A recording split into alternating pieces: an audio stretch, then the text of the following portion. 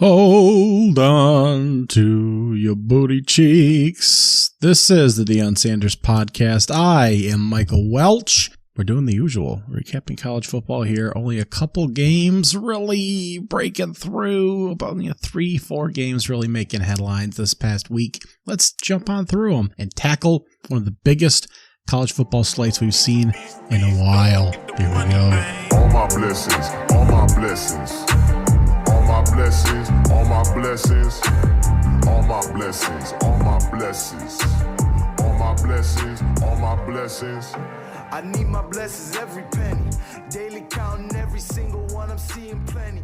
Level up and watch that beat. Colorado State, Florida, Tennessee, Missouri, Kansas State, Alabama, South Florida, all with big results, as well as LSU, Mississippi State, where we will begin here. Of course, the Bulldogs changing offensive systems here, sticking to the ground game. They got thumped 41-14 by the Tigers. No shot at home, really. They were down 24-7 at the half. Will Rogers 11 for 28, passing 103 yards. 3.7 per attempt. No shot in this one. No deviation in letting Will Rogers throw even more, pushing 40 passes plus attempts, which is what he did last year. They did throw the ball more than run the ball, so I guess that was slightly a move in the right direction, but this was 34-7 in the fourth quarter at one point. Just an absolute bludgeoning here. Jaden Daniels on the other side, 30 for 34 passing, 361 passing yards, 10.6 per attempt, and a couple of touchdowns. Currently looks like a good quarterback passing the ball. 73.7% completion percentage on the year, 8 touchdowns and a pick. That's not something that's generally associated with his ability. He also had 64 rushing yards and 2 touchdowns in this game. Again, it accounts for a lot of the ground yardage as well, and just amazing what he's able to do this year. Last year, of course, struggled throwing the football. You weren't sure if he was going to be able to continue to produce with these wide receivers. Malik Neighbors had 13 catches for 239 yards and 2 touchdowns. Brian Thomas Jr. had 7 for 60. Just a great job. An improvement by him, something we're just not familiar with seeing. Same as Mississippi State running the ball and not throwing the ball. Ole Miss doing a great job passing, and Alabama struggling on offense. So really topsy-turvy SEC in terms of offensive specifically on that side of the football this season. But LSU rebounding a bit here with a big win. Both teams are now 2-1, but just a tough loss from Mississippi State, and it does look like the Mississippi Bulldogs will be at the bottom of the SEC West this year. Just a tough play. LSU, 4 sacks as well. Harold Perkins Jr. was involved. Mekhi Wingo, there we go, was more involved as well against just that great defensive line there, fully intact now. Just a great group there for LSU as they try to bounce back from their tough loss in the opener against Florida State. Now, they do have coming up here Arkansas this week. Then they play at Ole Miss. Alabama's not for a while yet. They pull Florida and a road game against Missouri in the next few weeks here from the East Division. But suddenly looking very good for the LSU Tigers and very competent on both sides of the football. A lot of improvement from Jaden Daniels. Next up, Alabama. This is across all the talk radio. Of course, the Crimson Tide struggling at quarterback. Josh Pate hinted on his show that it's possible that Milroe at quarterback was suspended for this game for some unknown reason. Of course, he struggled last week against Texas, and it was questionable about whether he'd return as the starting quarterback with this game coming up here and moving forward. But both Tyler Buchner, the quarterback transferring in from Notre Dame, and Ty Simpson played in this game. Buchner was 5 for 14 for 34 yards. Simpson was 5 for 9 for 73 yards against a not good South Florida Bulls team. I don't think either one will be starting moving forward. That seems to be general consensus on the two quarterbacks here, and that Milroe will be back under center, and hopefully there'll be some changes to that offense that allow him to either make easier reads and hopefully more quarterback design runs for him. Just something easier for him to run, since it's very clear that he'll be the starting quarterback moving forward, barring any major surprise news. And Alabama has to fix some things. The offensive line looks horrific. It was supposed to be one of the best offensive groups in the entire country this season, and they've really struggled. They're giving up a lot of sacks. They're giving up a lot of pressure. Jace McClellan had 13 rushes for 74 yards in this game. Rondell Williams had 17 carries for 127 and a touchdown. They're at, I believe, 4.8 yards per carry here, but just struggling to keep the quarterbacks, which are struggling, upright, and it's just not a good look there. The defense did hold South Florida to 3 points. The defense has looked pretty good, although you wouldn't get that necessarily from the Texas game. That was really a struggle on the offensive end. They do need to figure that out. I'm not sure if they're going to lose a lot more football games. The rest of their schedule here, Ole Miss coming up, that's going to be a very interesting one.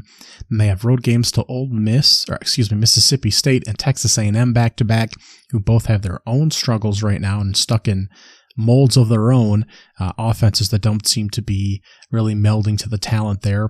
Then they play a home game against Arkansas, Tennessee, and LSU right in a row. Tennessee having its own problems. Arkansas really struggling right now. And LSU, of course, going to be the big one. That's out November 4th before ending against Kentucky on the road, Chattanooga, and Auburn on the road. Just not a whole lot of games that you feel strongly that they'll lose, even if they are struggling, left on that slate. Keeping it in the SEC, Tennessee absolutely thumped by Florida, 29-16. The Gators rebounding from a terrible opening loss against Utah. That was at home. Backup quarterbacks all over the place there, and Florida able to rebound from that opening loss to Utah.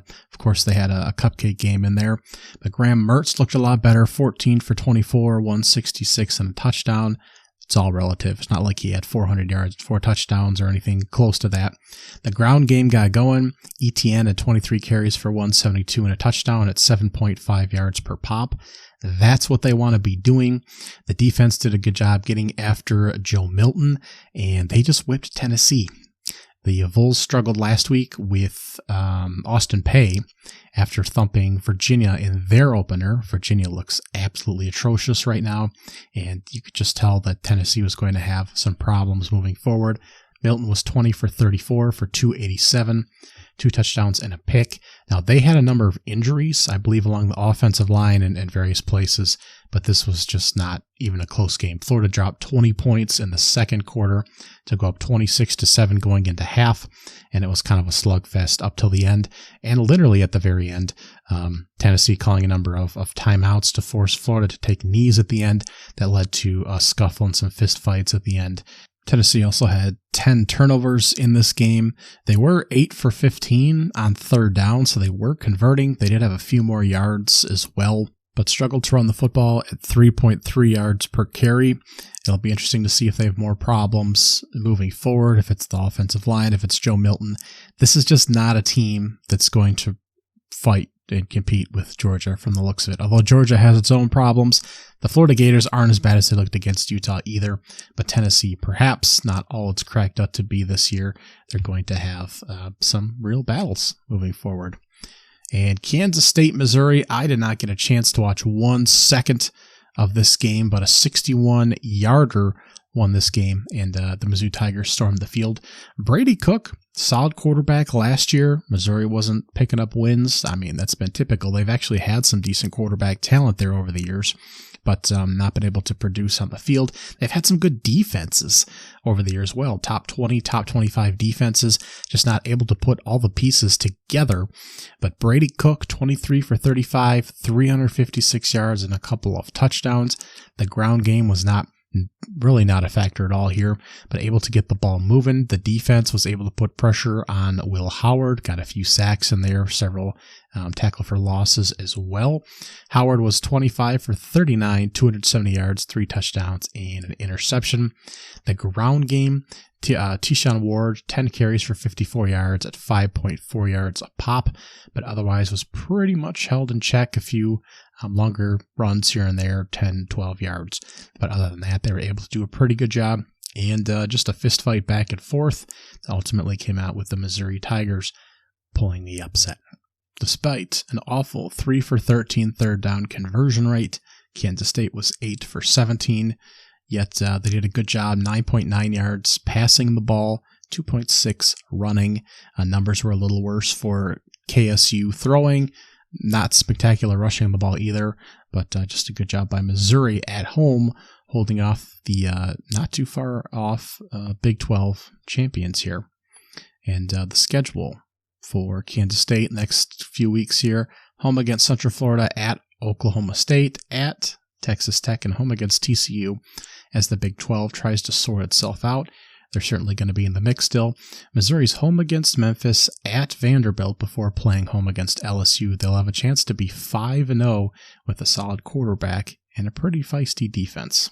Now, before we get to Colorado State, which I watched almost every second of, Georgia, Michigan, and Florida State, the top 3 ranked teams, and Texas, number 4, heading into the weekend, all had their struggles.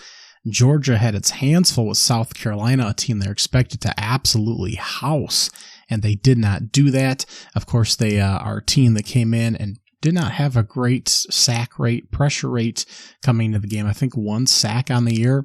They did finish with 3 on the game, but it took them a while to get after the Gamecocks, which is basically a hero ball game with Spencer Rattler.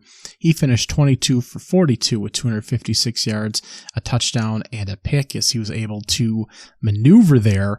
As Georgia's, you got to be concerned about how, that defensive front, what they've been able to do the last 2 years, and what they'll do to a really good football team moving forward.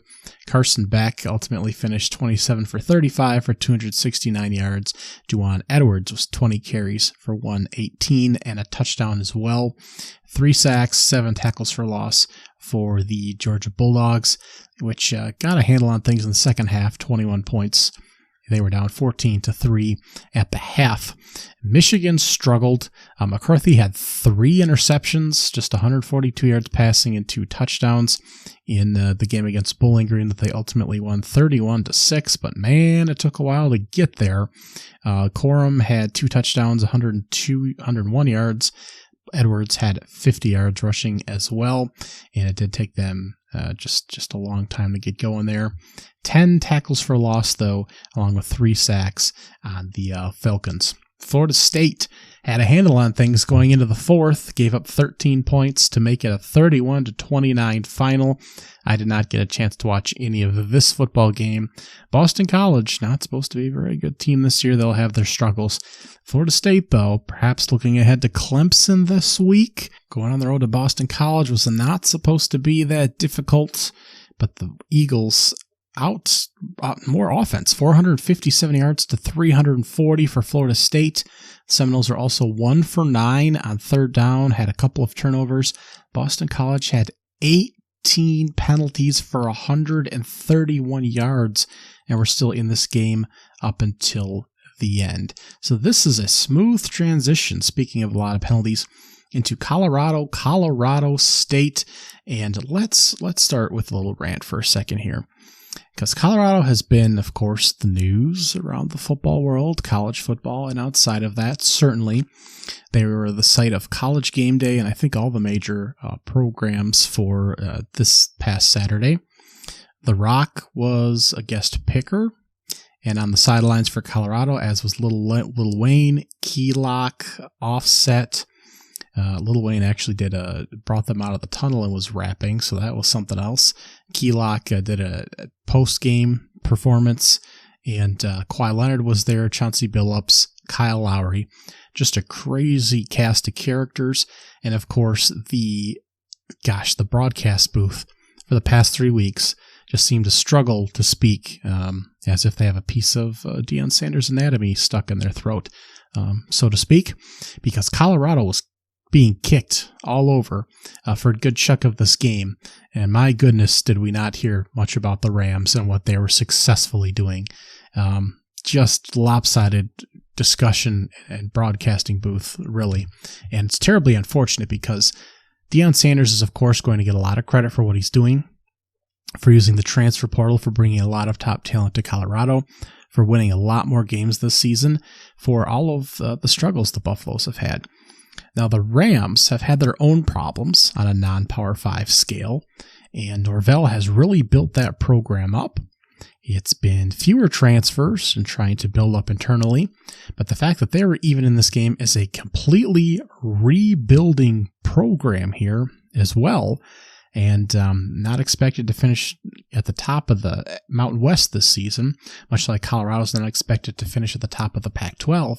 But the fact that Colorado State's kind of on a parallel path here, but didn't have nearly the resources or nearly the accessibility of the transfer portal. Everyone has access, but they're not going to get nearly the talent. And that Norvell can really have the impact at Colorado State that Deion has at Colorado, but is not talked about in at least some respectable manner is kind of disgusting, and that was really showcased in this game. Not that I necessarily expect a non-Power 5 program versus a Power 5 program to get nearly the attention, but this was a blatant comparison of what both teams are trying to do, what both coaches are going through at their respective level, both Division I programs. But just a stark contrast in how they're handled, because it's too bad that Norvell's going through a lot there at Colorado State and trying to rebuild that program as well. The Rams' record is 0-2 now for this season, but the past few years it's 3-9, 3-9, 1-3, 4-8, and 3-9. The 3 previous years there, they had a 3-year stretch from 15 to 17 where they went 7-6, made 3 bowl games, and lost all 3. But overall, the past 20 years, they've had a winning record for 5 of them, and they were 7-6 for 3 of those, so just barely over the hump. So if he could fight and get them to a bowl game this year, that will be a tremendous accomplishment, and that should at least have been mentioned, maybe once or twice during the broadcast, some of what he's had to go through, as opposed to all the celebrities lining the sideline for Colorado, maybe giving Colorado State just a little sliver of daylight would have been a great thing to do in this broadcast. As for the game itself, what a banger. 14-14 after the first quarter, 21-14 Colorado State's way after the second, and it stayed that way after the third as well, heading into the fourth, which made things so dire for Colorado, as you probably know by now. Colorado State put a big drive together that put them up 11 points in the fourth, and Colorado State had a big-time rally there. I was able to put a field goal drive together, then turn around and get a big stop on Colorado State, get the ball back. Actually, don't know why Colorado State didn't try to go for it on fourth down to try and end the game. And actually, if you go back and look at the third down play, it was a case that we saw a lot. The receiver went east-west, and very often they were breaking Colorado tackles, poor Colorado tackling, and would all of a sudden cut up field for a few yards. And I don't know why the receiver on third down didn't do that earlier. It clearly looked like, if you go back, that he had space to convert, and Colorado State could have run out the clock.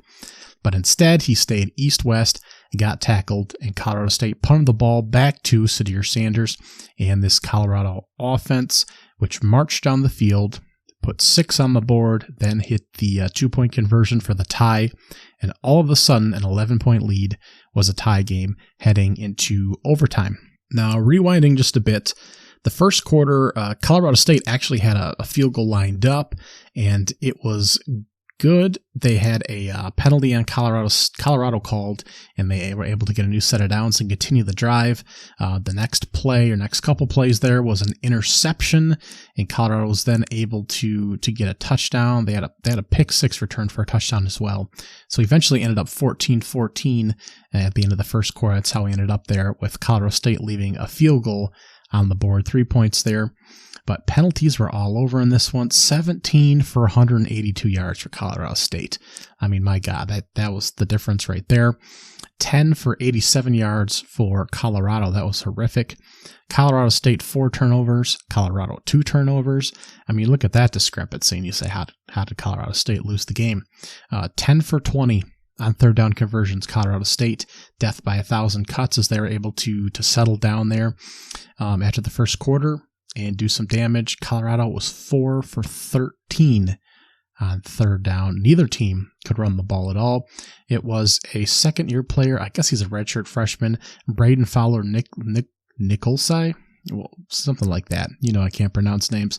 At quarterback for the Rams, 34 for 47, 367, 3 touchdowns, and 3 interceptions. Again, 2 of them in the first quarter, one ending the potential field goal drive, another one that was a pick 6. And he played well after that. Poor tackling by Colorado, poor defense in the secondary by Colorado. You, of course, saw by now that Travis Hunter was hurt on a late hit, a really late hit, lacerated kidney. He'll be out for a few games.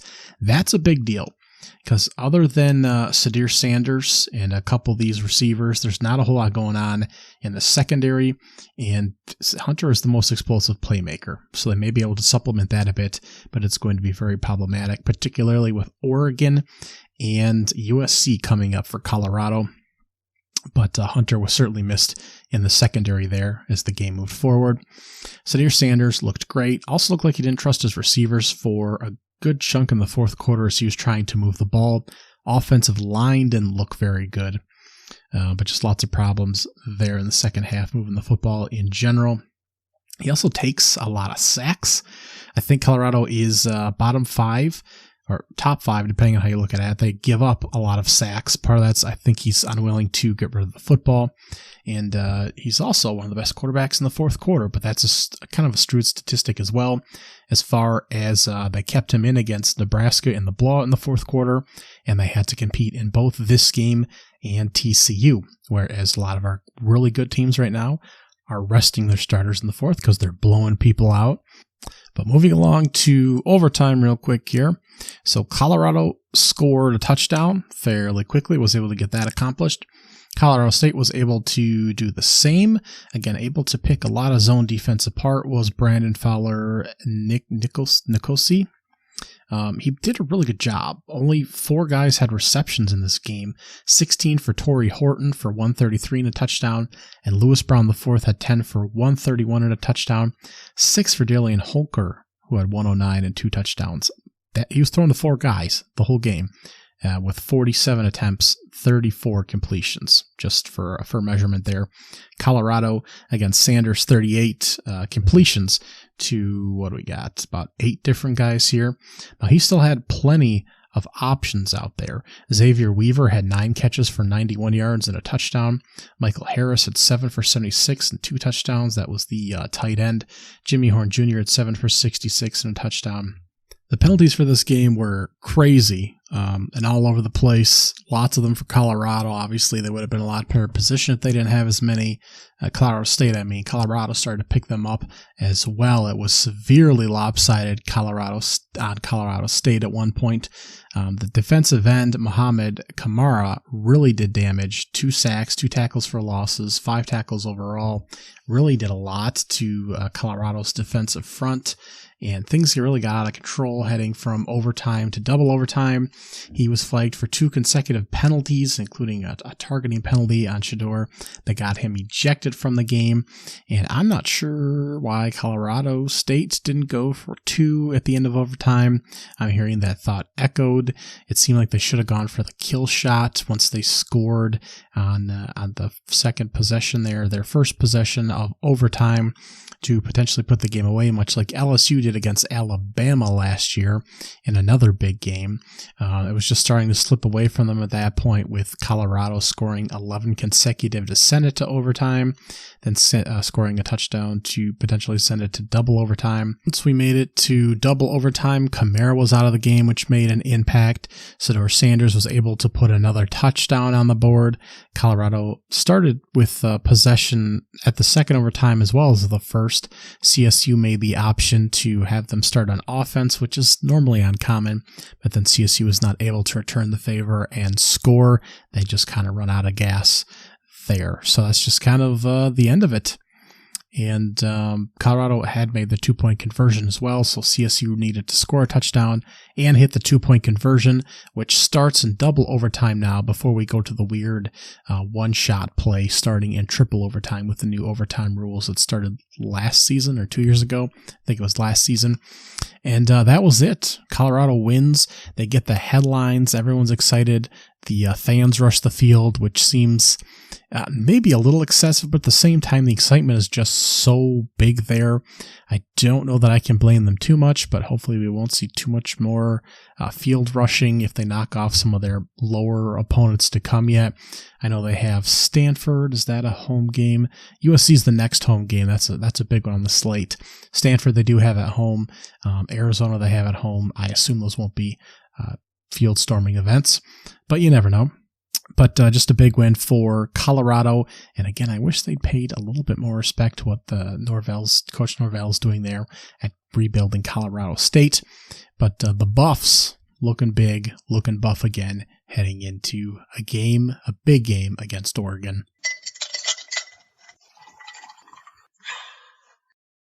We have one game Thursday night, the 21st. Coastal Carolina will be hosting Georgia State at 7:30 on ESPN. Georgia State off to a 3-0 start so far this season, a team that's always been very feisty and can certainly do some damage. Darren Granger, 73% completion percentage so far this season. 6 touchdowns, no picks. The defense, not too bad as well. They don't have a lot of great wins, even by Sunbelt standards, over Rhode Island, UConn, and Charlotte. But this is a team that could possibly do some damage in the Sunbelt Conference. They're playing at Coastal Carolina. Of course, we know Grayson McCall, a long-time quarterback there. Chanticleers are favored by almost a touchdown at home. That'll be an interesting little Thursday night game opposite the Thursday night football game there between the 49ers and the Giants. So, moving on to Friday, we have a quartet here. 7 o'clock, Purdue will be hosting Wisconsin. The Boilermakers now 1-2. Hudson Card, 3 touchdowns and a pick on the air, 825 yards, as this team is still trying to find their way, as are the Wisconsin Badgers sitting at 2-1. This will be a nice matchup in the Big Ten East, I believe it is. The FS1 is what network this will be on, as Wisconsin needs to try and find its way on the road here. 7:30 ESPN, Virginia at 0-3, really struggling through the season, and NC State at 2-1 will have an opportunity to move to 3-1. Almost 10-point favorites on the road here. They have, again, the offense really been struggling here. They did beat VMI 45-7. That doesn't it's tell you a whole lot, though. 24 points against Notre Dame in a loss, 24 points against UConn in a win. They need to put some points up here on Virginia to get out to a 4-1 record and start to the season. They have Louisville coming up next at home before playing Marshall at home. And the back end of the schedule includes Duke, Clemson, Miami, and North Carolina. So they have to get the wins while they're coming, get that offense clicking. 10:30. Boise State at San Diego State on the CBS Sports Network. Both of these teams hoping to have a shot at the Mountain West Conference. Boise's favored by almost a touchdown. They looked a lot better last week, beating the North Dakota Hawks. I guess they didn't look too great, I should say. They had 3 turnovers still. 10 for 14 on third down conversions, though. Taylor Green was banged up, I believe. I think he's healthy and should be back for this game. Again, they played Central Florida close, but lost that game and were thumped by Washington on the road. That, I think, is more indicative of Washington's level than Boise State's. San Diego State, again, per usual under Brady Hoke here, struggling on the offensive side of the ball, so the Broncos favored very heavily here. Fresno State and Air Force looking very good out the gates, so it'd be a big win for Boise State to win here, but that'll be the 10:30 game. Also 10:30, Air Force will be playing at San Jose State on FS1, so those two will be concurrent. Air Force favored by 4.5 on the road. San Jose State's quarterback is not too bad. Cordialo, 6 touchdowns, 783 yards, 1 turnover there. He can Scooby-Doo, run around a little bit there. That could be an interesting game, despite the fact that San Jose State is 1-3 so far this season. So those are a couple games to open up Mountain West play on Friday night. So let's roll on over to Saturday in the noon slate Eastern time. Only 10 games in this window, only 2 ranked teams playing, but you'll get prime time viewing slot here on ABC for Clemson at 2-1, hosting currently ranked number 4, the Florida State Seminoles, sitting at 3-0. Florida State's favored by 2.5 here. 55-point over-under, depending on where you look, of course. Now, there's kind of a rule of thumb here when you're looking at teams of equal competitive balance. Generally, the home team is the one that comes out on top. But the question should be, is Florida State actually just flat out better than Clemson at this particular point? Clemson, of course, still struggling on a number of fronts, most of them. They beat Florida Atlantic 48-14. They beat Charleston Southern 66-17. Took a while to get going in that one. Of course, were thumped by Duke.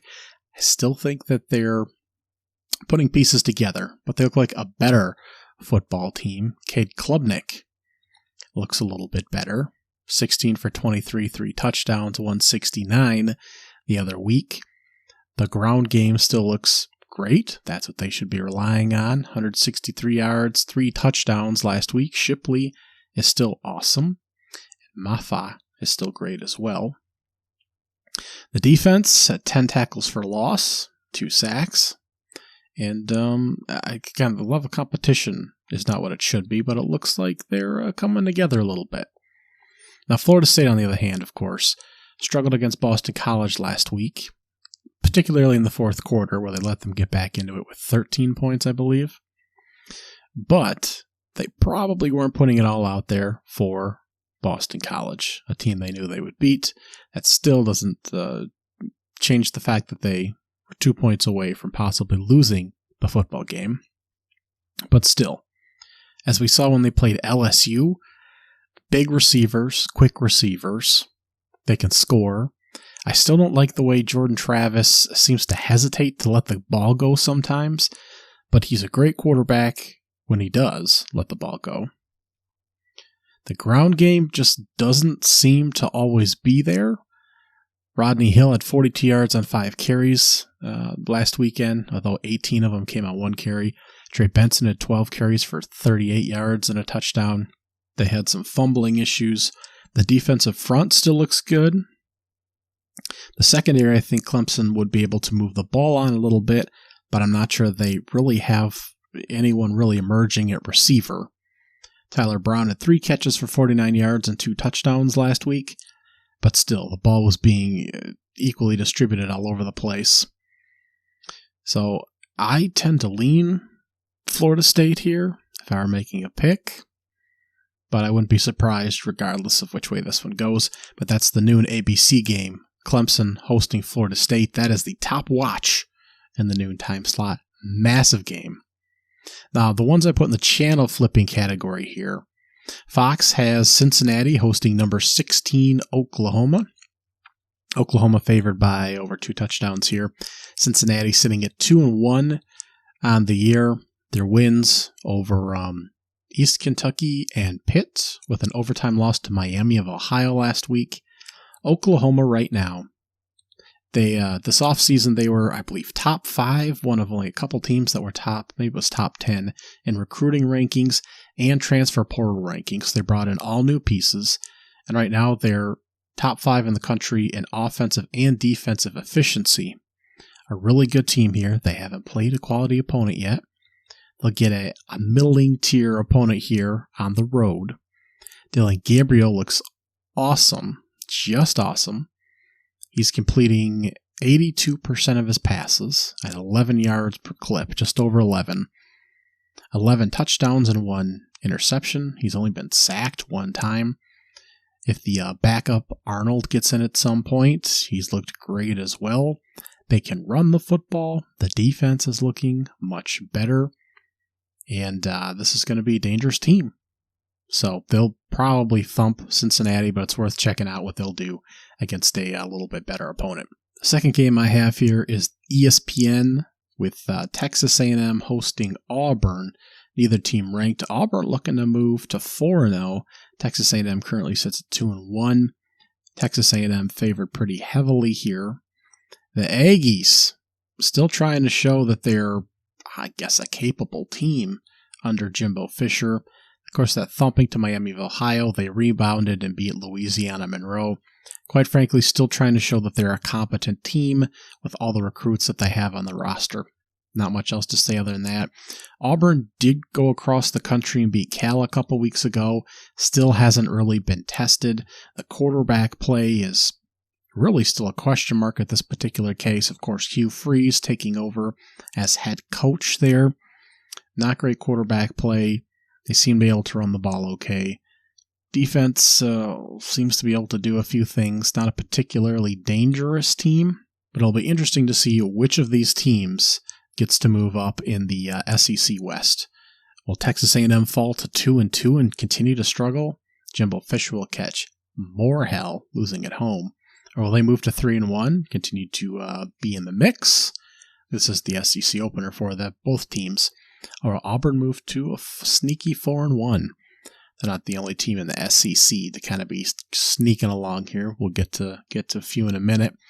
And I did put number 2 Michigan hosting Rutgers on the Big Ten Network in this category as well.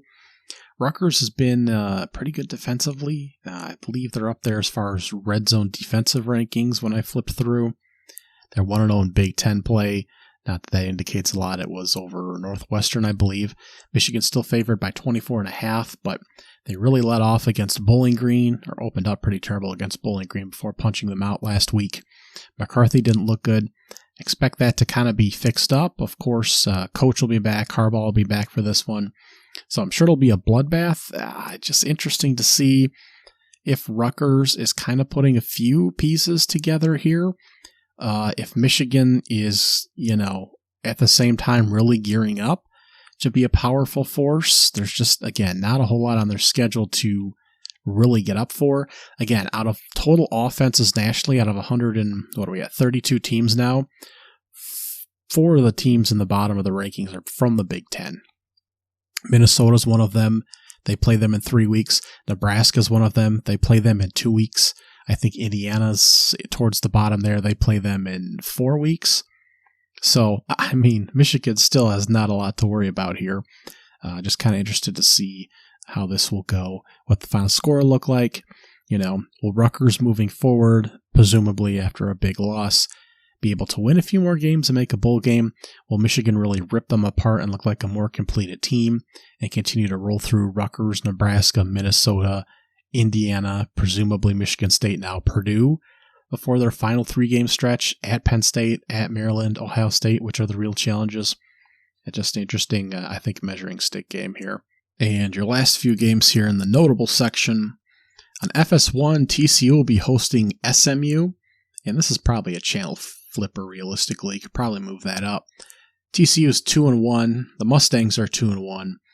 Just the way that they've performed against their decent competition. TCU, of course, close to beating Colorado. SMU lost to Oklahoma 28-11 at their place. So certainly not a bad performance. I think these are both pretty good football teams in general. I'm just not sure that they're going to be really competitive moving forward. Certainly two decent middle-of-the-road teams. Chandler Morris still looking pretty good for TCU. And for SMU, you have Preston Stone pitching 9 touchdowns and 2 picks so far on the season. The defenses haven't been horrible for either team, really. TCU's been able to clean it up a bit since Colorado, although Colorado has a top 5 offense right now. TCU able to get a nice win on the road at Houston, 36-13 last week. SMU beat, somebody 63-0, I think. Prairie View A&M 69-0. The SEC network will have Vanderbilt at 2-2, hosting Kentucky, who's 3-0. Vandy's now lost road games to Wake Forest and UNLV, and they're just kind of struggling now after wins against Hawaii and Alabama A&M. Kind of looking a little typical of the Commodores now, unfortunately. And Kentucky, 3-1, already taken a bye. They're under 2 touchdown favorites because they haven't performed excellent so far. Ball State wins, struggled with Eastern Kentucky, beat Akron last week. Devin Leary isn't putting up stunning numbers although the defense still looks pretty good there. So could be a tough day for Vanderbilt and could be a tough watch in general. And Syracuse is currently off to a 3-0 start. They're on the ACC network. They'll be hosting Army. Of course, they jumped out to, I think, 5-0 last year before finishing around 6-6. So they're trying to keep things moving in the right direction there again, at least to start the season. Moving on to the afternoon, the games available to view. Doubles, 20 games. 9 ranked teams playing. We have 3 matchups of ranked teams versus ranked teams. By the way, 6 top 25 matchups on the day. Josh Pate noted the most since 2006.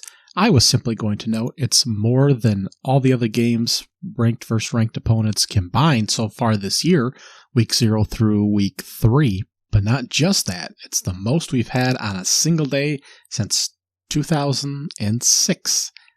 That just shows you how tuned in you need to be on Saturday.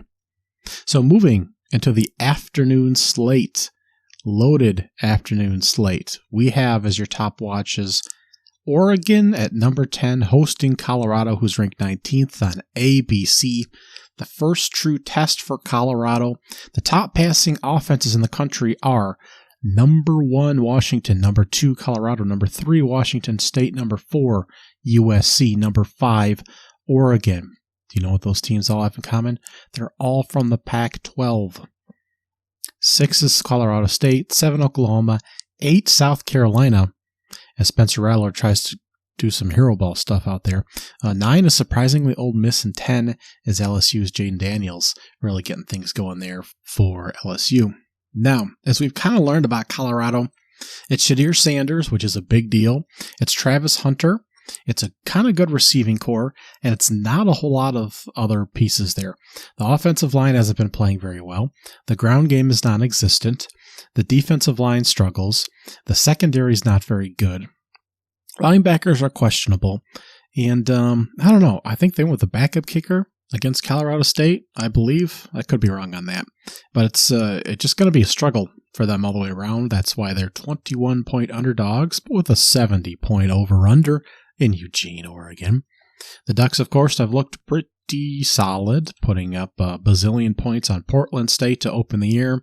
They did survive Texas Tech on the road, 38-30, had a bit of a struggle there, and thumped Hawaii last week. Of course, that was on my radar. It's kind of, I don't remember if it was in my underrated category or not, but a game to check out, because I knew they'd put up a lot of points, and maybe get to see Hawaii's quarterback do some damage, but it was all on Oregon, and it could be again this week. Colorado, again, fun to watch. I don't know what's, they're expected to be thumped. Don't know exactly where the money is moving because this line's pretty much stayed the same. I imagine there'll be some kind of specials out come Saturday morning to force bets in certain directions. Travis Hunter out, of course, with a lacerated kidney for several weeks will be problematic. I would select Oregon. I don't know if I can quite pick them to cover, but this will be a great game to watch. Of course, you have to have other options, though, as things could get a little out of control.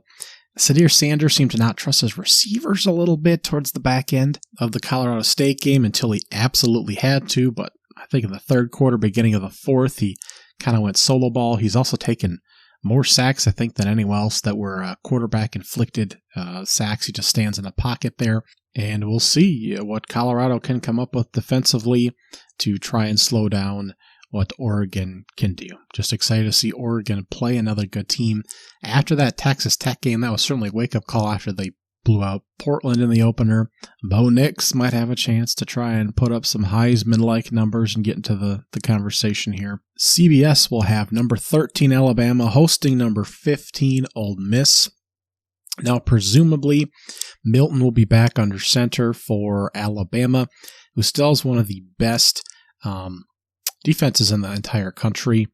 They're not doing too bad offensively, really, in the grand scheme of things either. They've been able to get some movement on the ground. The passing offense is certainly horrific, but they've been able to get some movement running the football. Milton, under quarterback, being able to design some runs for him would be great. Being able to keep him either patient in the pocket or create some easier reads for him would be great. But this team is certainly capable of still winning football games despite all the calamity around them. They're favored by a touchdown, almost a touchdown. Ole Miss has been throwing the ball more, moving the ball more. Jackson Dart certainly on the ground as well. He's the key piece of the offense. Judkins is supposedly a little banged up, hasn't been running the ball very well. It's led Ole Miss to putting in the air a little bit more. And Alabama's typically had problems with quarterbacks that are moving around out of the pocket. But I don't know how either team scores a whole lot in this game. I mean, again, we've seen Alabama's offense struggle to put points on the board at all, and Ole Miss moving against this Alabama defense without their core piece, and Judkins are banged up, and he's struggling to run recently, even with Jackson Dart. Again, even in their struggles, outside of Texas's talent, Middle Tennessee had 7 and South Florida had 3. So it's not like teams are really exploiting the defense at all. So I'm not sure how either team scores a whole lot. 55.5 is the over-under right now. I would still lean the home team in the thinnest of margins, even if it's not pretty. But that is the CBS game. Also, Utah is ranked 11th. They're hosting UCLA. I saw those blue colors. Who's ranked 22nd on Fox. Another Pac-12 game. A big one. Is Cam Rising playing? Who the hell knows? Both of these teams currently undefeated, so we'll see another Pac-12 undefeated team fall from the rankings. We've got like 3 of those matchups today.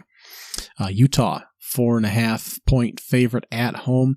This is a big deal if Cam Rising does not play in this game because Devontae Moore looks pretty unflappable at quarterback. It's not that he doesn't make mistakes, it's that he rebounds pretty quickly and makes a lot of good plays. They sliced up Coastal Carolina once he came in. They beat up San Diego State. They beat up NC Central last week. So they've played at least one decent defense in there and one decent quarterback in there. And he's looking okay. Almost 63% completion, 7 touchdowns, 1 interception. He's able to scramble around a little bit as needed, but we haven't seen much of that so far. That could be a new wrinkle. Steele, the transfer running back in from Ball State, is averaging 8.1 yards per carry. Harden, 9.3 yards per carry. Atkins, 8.1 yards per carry. So, shit, they can run the football. We certainly know that with a number of different guys. The defense has been playing well. This is a very good football team. Utah, beat Florida in the opener with backup quarterbacks, survived Baylor there, and then beat Weber State last week. Now, last week, Nate Johnson was the starting quarterback and played all the way through. He was a quarterback in high school. He was technically listed as a running back for Utah. So Barnes, who was technically the second string, was not playing well at all. Johnson was 13 for 21 passing last week for 93 yards and a touchdown. 16 carries for 71 yards and a touchdown. That's where he does his damage on the ground. You can call him a dual threat quarterback, but he really is a running back that can throw the football, although that's still putting him in certain boxes. But still, not a great passer of the football is the point, but he's still the best option they have under center if Cam Rising doesn't play.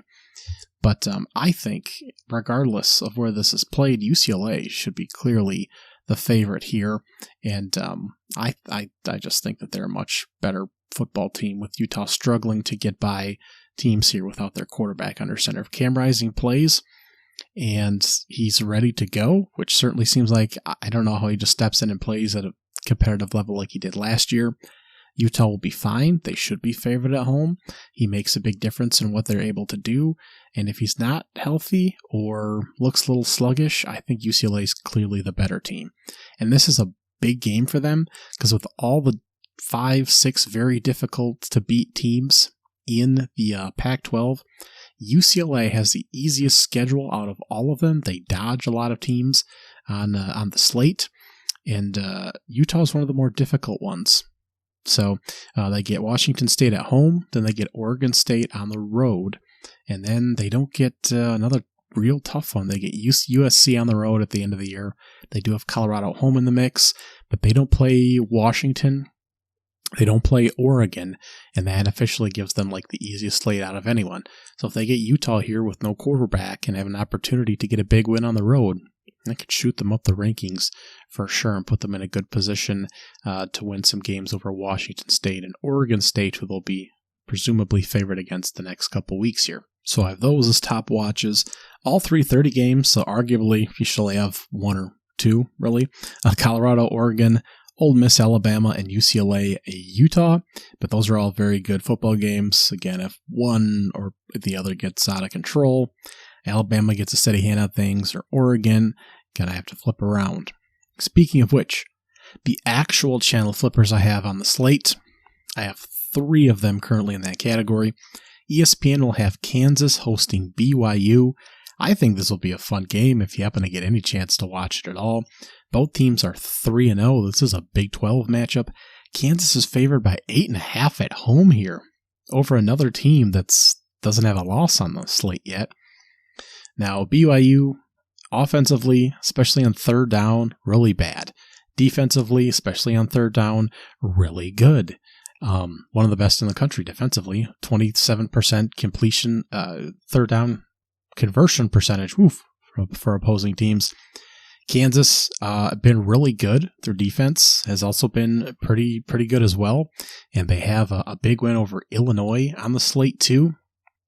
Devin Neal, running back, is doing a really good job. They did nearly lose to Nevada last week, 31-24. They couldn't stop Nevada from taking little chunks down the field. They were 7 for 15 on third down conversions there. But the defense, I should say, is better, is what I should be saying. It's certainly a better defense for Kansas, and it could be very, very dangerous for BYU. Now, Jaden Daniels, completing 75% of his passes, only 2 touchdown passes himself, but doing a good job running the ball as well. Just a very, very dangerous offense. It's very fun to watch. The BYU I haven't been able to get eyes on a whole lot, but they did beat Arkansas last week 38-31 on the road.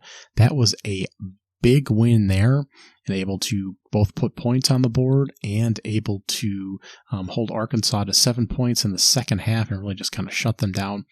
Caden Slovis, 13 for 25 for 167 yards and 2 touchdowns. They were kind of lucky to get out of that game. 4 for 13 on third down again. Really bad there, but held Arkansas to 2 for 13. And Arkansas, 150 more yards of offense, but 14 penalties killed them. Had another turnover, 2 more turnovers. Lost the turnover battle there. But BYU able to pull that one out. This should be a fun game. You can see why Kansas is heavily favored with the offense there and BYU's struggles. But that could be a very entertaining football game. And one of them will be 4-0. How about that? Texas Tech will be heading to West Virginia for another Big 12 match. This is on the Big 12 Network or ESPN+. Texas Tech favored by 6. Again, they had some struggles pulling out some games earlier in the year. West Virginia fighting to keep their coach's job there, but they did a good job in beating Pitt last week. That was a little bit of a surprise. There. They can be a sneaky team. All they want to do is run the football offensively, and that's something they might be able to do against Texas Tech. Put it on the ground, shuffle it around a little bit, make it a grindy type of deal. I think they can hang in a little bit and pull a surprise, move to 3-1. Texas Tech at 1-3 would certainly be disappointing for some folks. That offense is still very potent there, but having its struggles as well. So we'll see about that one. Number 23, Tennessee will be hosting UTSA. Speaking of struggles, UTSA is supposed to be a very explosive offense this year. They've got quarterback injuries. They've got a number of problems. Tennessee, 3 touchdown favorites. I think that's I can't determine if that's too low, too high. Tennessee clearly has problems. I don't know if they're getting guys back on the offensive line this week or not. UTSA, it's supposed to be great on the secondary back end as well coming into the year. Again, they've had some problems, but if Frank Harris can go for UTSA on Saturday afternoon on the SEC network, use that turf toe, then they could pose a problem for Tennessee, I think. Do have to be aware of that defensive line, I think, for Tennessee. But otherwise, I think they can hang some points, possibly, especially if their defensive line doesn't have to worry about the Tennessee front as much. Just an interesting little game, just to flick over to.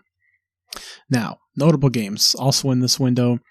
UConn will be hosting number 18 Duke on the CBS Sports Network. That one is at 3:30. Duke's heavily favored there. UConn's got quarterback injury problems. Duke will be looking to move to 4-0, just not something that happens very often. Temple will be hosting number 20 Miami on ESPN2. I don't know why Miami's traveling all the way up to Pennsylvania, but they're over 3 touchdown favorites as they try to move to 4-0. Michigan State will be hosting Maryland on NBC on a Big Ten battle at 3:30. Maryland touchdown plus favorites here. They've had their struggles. Michigan State still has some pieces on defense, but I don't know the morale there. Maryland could be looking to win on the road. ACC Network will have Louisville hosting Boston College. Only an interesting tidbit here at 3:30 because Louisville can move to 4-0. They're almost 2 touchdown favorites. Boston College showed fight against Florida State, of course, last week. That would have been a massive upset. Not sure it was really in the cards for sure. Just kind of Florida State looking to move past the Eagles. But the Cardinals took last week off, I believe. They beat up Georgia Tech, survived that one in the second half. Beat up Murray State, beat Indiana by a touchdown. They're not world beaters. They would have North Carolina State and Notre Dame coming up in the next few weeks, but they have a chance to move to 8-0 and continue to build their record here before a tougher slate coming up here in the ACC. Also have Iowa State hosting Oklahoma State on FS1. Again, just of note, not even on the channel flipping list, but if you happen to make it through that game, Iowa State's 1-2, Oklahoma State's 2-1. 3.5 point Iowa State lean here. Again, Oklahoma State having its struggles, not looking awesome. Iowa State can still lean on that defense. That's at 4 o'clock. Top watches, night slate. We got 3 good games on, but the main one is going to be number 9 Notre Dame hosting number 6 Ohio State on NBC. Ohio State, 43 points per game, struggled at the quarterback position, 23rd in passing offense, 4th in rushing offense, although that seems to be a little bit more of an important factor here. I think they'll have to rely on the ground game a little bit more to win the game. Defense, 2nd in scoring, 6.5 points allowed per game, like Georgia numbers at the moment. 11th in passing yards giving up, 19th in rushing. Very good on that side of the football. Improvements are starting to be seen after making coordinator changes last year. That's a big deal. Notre Dame is 9th in scoring offense at over 42 points per game, 26th in passing yards, 22nd in rushing yards, but that is a legit offense. 22nd in scoring defense, 13th in passing yards, 43rd in rushing yards. Notre Dame has looked really good. Sam Hartman has thrown for over 1,000 yards at almost 12 yards per clip, 13 touchdowns, 0 interceptions. Audric Esme, 521 yards rushing at over 8 yards per carry, 5 touchdowns. I believe he leads the country in rushing. Is that right? Well, regardless, they've been one of the best quarterback or running back duos in the country. Chris Tyree, 216 yards and 2 touchdowns on the year on 8 receptions. Jaden Thomas is very good as well. Jaden Greathouse has been playing well. There's real receiving weapons. There's a real running back, a real quarterback. It's a very good offensive football team. Ohio State's defense is coming around, but it'll have its hands full. Of course, Kyle McCord there at quarterback has not looked super spry, super great there. Although, as he was officially named the starter last week, he performed quite well against an undermanned undermanned team there. But Ohio State and Notre Dame really first taking on their first big tests here. And I'm leading Notre Dame as a little bit better team. Again, at home, tends to be at a little bit of an edge sometimes. You'd think all the skill position players for Ohio State would be a big advantage, and the defense would help lead the way, even if the quarterback isn't quite hitting on all cylinders there. But Notre Dame looks very, very good. This will be a very good ball game. It was last season until Ohio State ended up pulling it away at the end there by a couple scores, and I think this will be a much better game. Hartman is getting a lot of hype as the best quarterback since Brady Quinn, and indeed he should be. This is a great spot for him, and this is just a great setup here. This is the most, I think, exciting game of the entire slate, because Notre Dame could potentially be competing for the national championship game. Again, a lot of great games in the afternoon. That great Clemson Florida State game at the noon window, but this could really be something to keep an eye on. Now, the other games here, number 7 Penn State will be hosting number 24 Iowa on CBS. Obviously, this is a big game. The times for these games as well: Ohio State and Notre Dame's at 7:30, as well as Iowa and Penn State. Ohio State's favored by 3 on the road there, kind of surprising there. Penn State favored by 15 at home, as the offense is expected to be a lot better there. Of course, Penn State's offensive line has been kind of problematic there. Drew Allers looked good at the quarterback position. The 2 running backs have looked solid. They've got wins over West Virginia and on the road at Illinois last week. 2 decent scalps so far on the list. Drew Aller at 67% completion percentage, 4 touchdowns so far. Allen at the running back position, 208 yards at 5 yards per carry and 2 touchdowns. And Singleton, 4.3 yards per carry, 154 and 5. But they haven't had to fully let the horses out quite yet. Now, of course, this is a very good defense here. Iowa's still good on that side of the football. 15th in scoring defense, 15th, 12 points allowed per game, 21st in passing, 37th in rush defense. Not quite as elite. The offense is not so great. 28 points per game, that's 52nd, but overall 107th in yards, 113th in passing. Gabe McNamara hasn't bumped it up that much, although he has been a better quarterback there. He's been kind of dinged up. 57th in rushing yards, but again, Penn State expected to beat them pretty soundly. If Iowa's able to get some pressure on Drew Aller and cause some problems, Iowa could certainly say in the game. It's whether they can put enough points on the board against Penn State's defense to cause some problems there. But that game is on CBS. The Fox game is number 21 Washington State hosting number 14 Oregon State, climbing up there. DJ Uiagalelei will get his first true test at quarterback. He had a couple interceptions last week as they struggled just a little bit. Washington State, of course, already has Washington on its list of victims, and they've looked pretty productive so far. This could be a defensive battle, but also an opportunity for Oregon State to show off its quarterback a little bit there. The Beavers are favored by a few points on the road. Again, just beating up on San Diego State last week, but good defense there. A few turnovers. Looked good against San Jose State and UC Davis. Washington State beating up on Colorado State, although Colorado State got a few points in there. Wisconsin and Northern Colorado. So when they're firing on all cylinders, they can certainly put points on the board as well. Cameron Ward right now is completing 72% of his passes, 9 touchdowns, 0 interceptions. A couple touchdowns on the ground for him there. So he's certainly more productive than he was last year when the offense was doing all it could to just kind of sneak by, but he's looking better in that offense this year. So over under right now for this game is set at 59.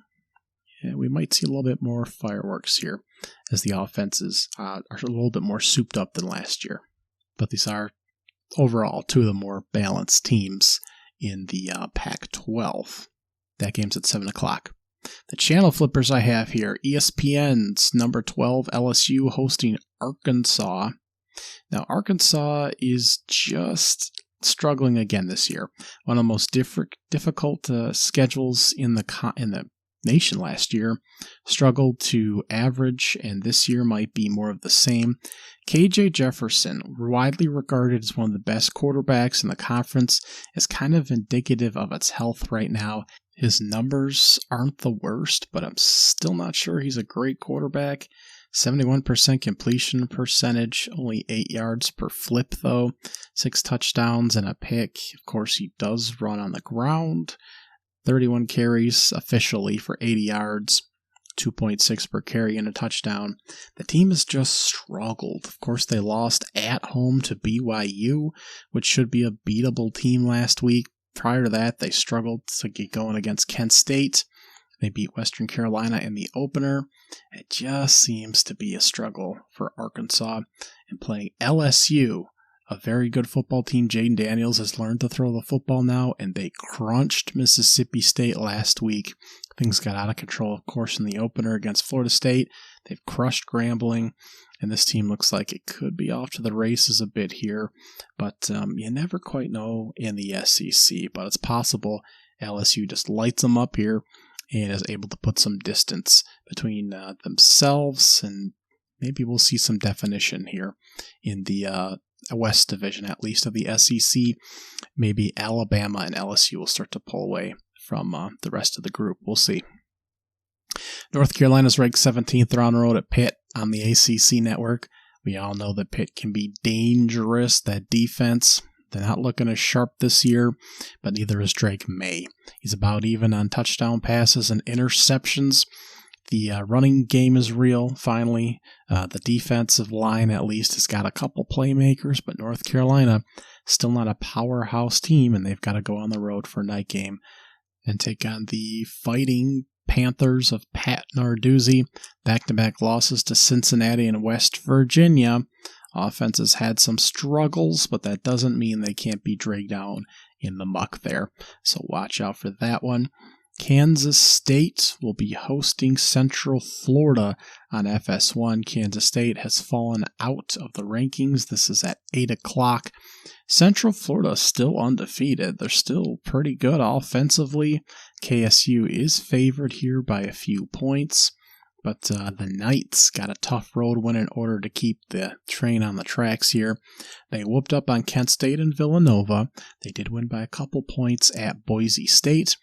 The schedule looking forward after Kansas State is home against Baylor, at Kansas before playing Oklahoma, so they would have an opportunity to pick up a few wins here. Plumlee at quarterback, 70% completion percentage, 553 yards, 4 touchdowns and a pick. He also does some ground stuff. McClain has had almost 70% completion percentage when he has to play. This team has been pretty decent so far, and it's Big 12 debut, even though this is its first conference game. Kansas State, of course, slipping up to Missouri last week, beating Troy in Southeast Missouri. Both teams have their flaws, but this should be a really good football game. Your other notables in the evening slate. Now, Florida International is hosting Liberty on ESPN+, so that game will be squirreled away there. But Liberty is 3-0, and Florida International is a shocking 3-1. So we'll have a 4-win team coming out of this Conference USA battle. Wake Forest will be hosting Georgia Tech on the CW network. That is a 6:30 game. Wake Forest looking to move to 4-0. Georgia Tech, with its some transfers and fusion there, new coaching staff, looking to move to 2-2. Could be sneaky. Number 25 now, Florida, after the big win last week, hosting Charlotte on ESPN Plus as well at 7 o'clock. Heavy favorites are the Florida Gators. Stanford will be hosting Arizona, squirreled away on the Pac-12 network at 7 o'clock. Jaden DeLora, quarterback for Arizona, throwing the ball to his top receivers, Cowing and McMillan, two of the top guys in the loaded Pac-12, is still a great show to watch, winning or losing. Again, squared away on the Pac-12 network there is that game. I think Stanford has an okay quarterback. I don't know if he's hurt or not or what they have going on there. Stanford isn't exactly the most reported on school right now, sitting at 1-2. But Ashton Daniels, their quarterback, if he's healthy, has been decent. So they might have at least a playmaker at that position, but not much else going on at the moment. Also, Tulane will be hosting Nicholas State on ESPN+. I think their quarterback's trying to get back there as Tulane tries to make it back into the rankings and in the hunt for the American Conference Championship or title there. That's at 7 o'clock. We do have Wyoming hosting Appalachian State on the CBS Sports Network at 7 as well. Both 2-1. Both teams have been very challenging to their competitors. Wyoming to Texas, Appalachian State to North Carolina. Good coaching staffs, solid teams there. Georgia, number 1, will be hosting UAB on ESPN2. Of course, Trent Dilfer there as the head coach at UAB. He struggled a bit with his team at 1-2. Zeno is the quarterback, almost 1,000 yards, 80% completion percentage, doing a lot through the air there. But they'll be playing Georgia on ESPN2. ABC will have Baylor hosting number 3, Texas. The Baylor Bears at 1-2. They were off last week. Only 15-point favorites on the road are the Texas Longhorns. ESPNU will have Missouri and Memphis in a battle of unbeaten teams. These games are at 7:30. Keep an eye on Brady Cook there, of course, quarterback for the Missouri Tigers, completing over 72% of his passes. No turnovers yet on the year as they hope to move to 4-0. Less than a touchdown favorite, though, over Memphis, the Memphis Tigers there. And finally, South Carolina and Mississippi State try to bounce back on the SEC network, trying to both get wins there. Records are 1-2 for South Carolina, 2-1 for Mississippi State. South Carolina is actually favored by almost a touchdown at home. I have no idea what to do with that information. That seems shocking, but seems like it should be closer to a coin flip. But that is a 7:30 game. Memphis is actually allowing the fewest passing yards in the country. So that is a fun Memphis stat I have pulled for you. So they're playing an interesting quarterback there and an interesting defense. But yeah, Missouri, Memphis, and Mississippi State and South Carolina. But your top watches, Ohio State, Notre Dame, Iowa, Penn State, Oregon, Washington State in that evening window. Finally, your late night slate brings you 5 games. 2 ranked teams are on. At 9 o'clock, you do have UTEP hosting UNLV on ESPN+. Not quite as exciting. 10:30 brings us a triplet of games. Fresno State's been looking pretty good. Got a couple Power 5 wins. Looking like the favorite to win Mountain West right now.